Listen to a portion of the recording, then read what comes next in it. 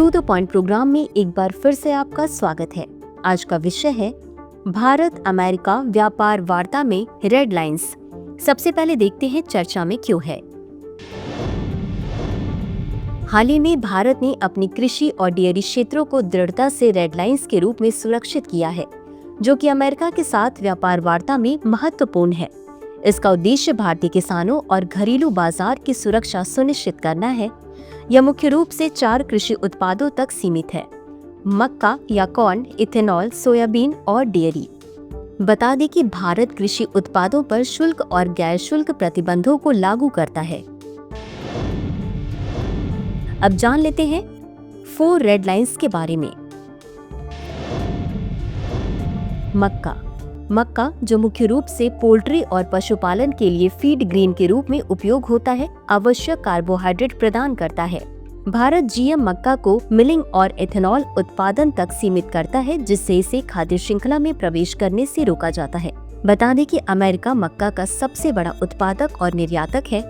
Bharat 0.5 million ton तक आयात पर 15% शुल्क और उससे अधिक मात्रा पर 50% उच्च शुल्क लागू करता है। इथेनॉल। अमेरिका इथेनॉल का सबसे बड़ा उत्पादक और निर्यातक है। 2024 में अमेरिका ने $4.3 बिलियन मूल्य का इथेनॉल निर्यात किया, जिसमें भारत तीसरा सबसे बड़ा बाजार था। भारत केवल वास्तविक उपयोगकर्ता लाइसेंस के तहत गैर ईंधन औद्योगिक उद्देश्यों के लिए इथेनॉल आयात करने की अनुमति देता है।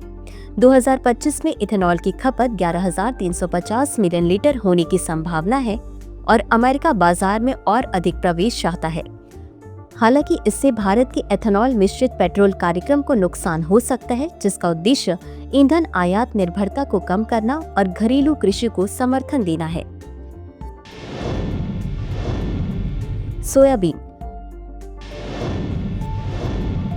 अमेरिका सोयाबीन का दूसरा सबसे बड़ा उत्पादक और निर्यातक है। ब्राजील के बाद भारत जीएम सोयाबीन तेल के आयात की अनुमति देता है, लेकिन जीएम सोयाबीन और डी-ऑयल्ड केक या डीओसी के आयात को इस रूप में जीएम प्रोटीन की उपस्थिति के कारण प्रतिबंधित करता है। जीएम सोयाबीन के आयात की अनुमति देने से राजनीतिक चुनौतियों का सामना करना पड़ सकता है, विशेष रूप से जब यह फसल सरकार के न्यूनतम समर्थन मूल्य से नीचे बेची जाती है। डेयरी। भारत के डेयरी आयात नियम न्यूजीलैंड और यूरोपीय संघ से प्रभावित हैं, जो वैश्विक दूध पाउडर और मक्खन बाजार में प्रमुख है। भारत द्वारा लागू उच्च शुल्क 30% पनीर पर, 40% मक्खन पर और 60% दूध पाउडर पर न्यूजीलैंड और ऑस्ट्रेलिया जैसे लागत कुशल उत्पादकों से आयात को अव्यावहारिक बना देते हैं। इसके अलावा भारत अनिवार्य करता है कि सभी आयातित डेयरी उत्पाद उन जानवरों से आने चाहिए जिन्हें बवाइन आंतरिक अंगों, रक्त भोजन या ऊतकों से बने किसी भी फॉर्मूले से नहीं खिलाया गया हो। वहीं अमेरिका का कहना है कि यह सांस्कृतिक और धार्मिक कारणों से आधारित है।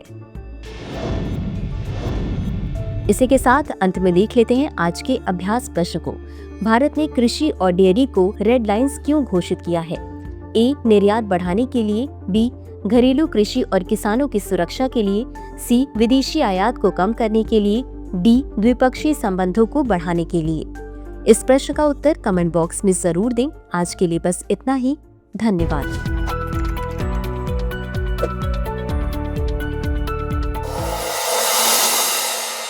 डियर व्यूअर्स, अपने एग्जाम की तैयारी को और बेहतर करने के लिए हमारे चैनल को लाइक, शेयर और सब्सक्राइब करना न भूलें।